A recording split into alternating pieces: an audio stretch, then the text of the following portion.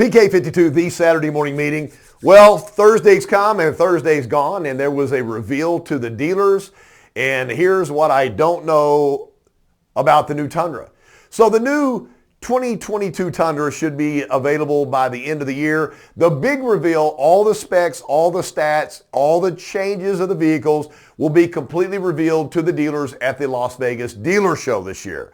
So the teaser that came out on Thursday, based upon the research that I've done by the third-party sources out there, because everybody at Toyota's closed lips, are there 6 models coming. So that's appetizing to me. So when I start thinking about the things I don't know. So do we have an entry-level model with a diminished power plant that we can go into the fleet business? Can we, for the first time in the full-size truck market, get into the fleet business? And let me tell you why I think the fleet business is so important.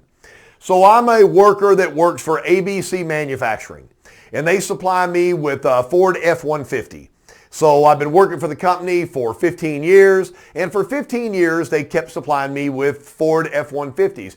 Wonder what I have in my driveway at home for my personal vehicle. Well, of course I would have an F-150. The same thing with the Silverado and the same thing with the Ram. When you take the core of the white collar and blue collar workers and you supply them with a vehicle from a branded company, then it's more than just what you make out of selling fleet.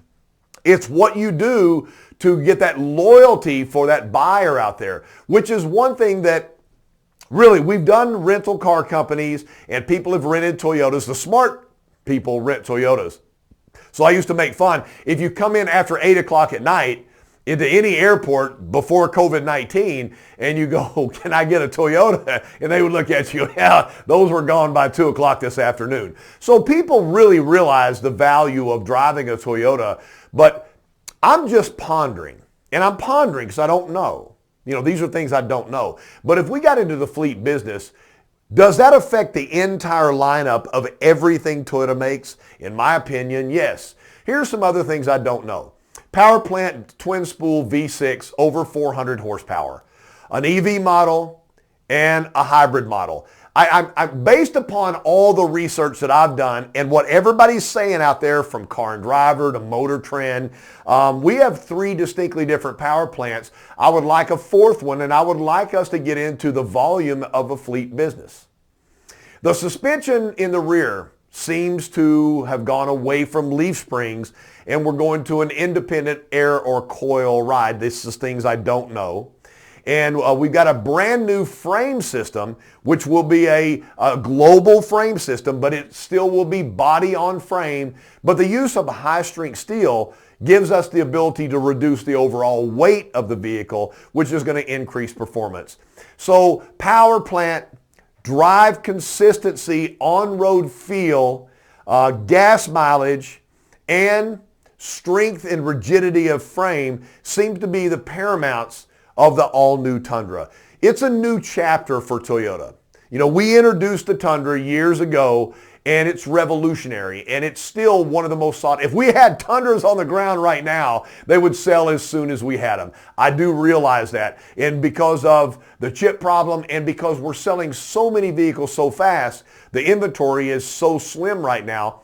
And you know, I moved this into some other lineups too with the 4Runner. I had somebody said, Casey, man, we really need to change the 4Runner. So the old school 4Runner that's bringing $3 to $5 grand over MSRP right now, if you have one, that's coming too. So Toyota's about to make some wide changes of what we have coming.